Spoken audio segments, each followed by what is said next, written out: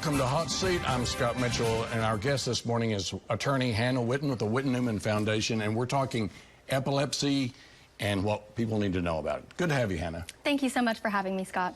Okay, epilepsy. People have heard of epilepsy. I'm not really sure that everybody understands just how impactful it is on Oklahomans and people around the world. We're going to talk about that. But let's start with this disease called epilepsy. Exactly what is it? Epilepsy is a treatable neurological disorder that affects over 50 million people around the globe, making it one of the most common neurological disorders around the world. So epilepsy is very impactful. It's devastating to families, not only in Oklahoma, but around the world. And so you're now working with several foundation organizations to talk about it, including Stigma, which we'll get to. But why did you get involved with epilepsy on a personal angle? I got involved in epilepsy because my brother Dylan had epilepsy his entire life.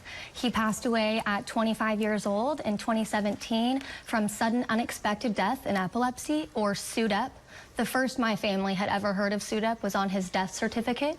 After he died, I made a promise to never stop saying his name or telling his story. And in the last 6 years, I have told his story countless times for SUDEP awareness, epilepsy research, and epilepsy stigma prevention. So SUDEP Awareness Day is in October the 18th, I believe. And what do we need to know?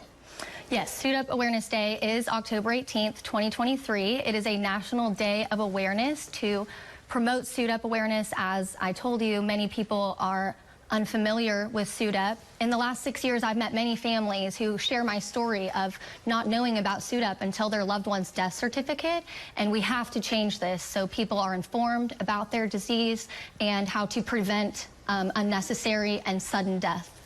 Let's talk about your brother's life. It obviously has inspired you to go out and do the things that you're doing right now, including a documentary we'll talk about.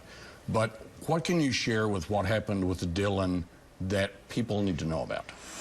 Well, there were many things people told Dylan he could not do because of his epilepsy. People told Dylan he would never graduate high school, that he would never get his driver's license, that he would never graduate college, that he would never work a full-time job or live alone.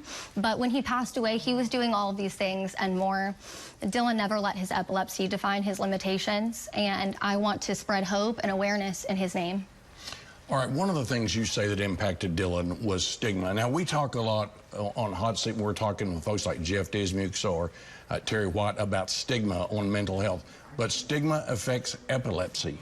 Did it affect Dylan? And what do we need to know about the stigma aspect of it? It did affect Dylan. Stigma is pervasive and complex, so any examples I give would be an oversimplification. But essentially, in developed countries, epilepsy stigma looks like barriers to employment and to lead an independent life. A seizure that lasts only seconds can lead in a total loss of driving privileges in the United States. For people in developing countries, stigma looks like barriers to access to health care and access to information regarding epilepsy, as many see it as a contagious disease or a curse. All right, so the documentary was done with Lampstand, and you did this documentary. When people see this documentary, what should they be moved to do? Well, our documentary features African women and the harm and isolation they face due to deeply embedded cultural beliefs, but this is bigger than a documentary. As I said earlier, all funds are going to go to the International Bureau of Epilepsy for an anti-stigma campaign on the ground in Africa, led by Africans who are best likely to situate policy there.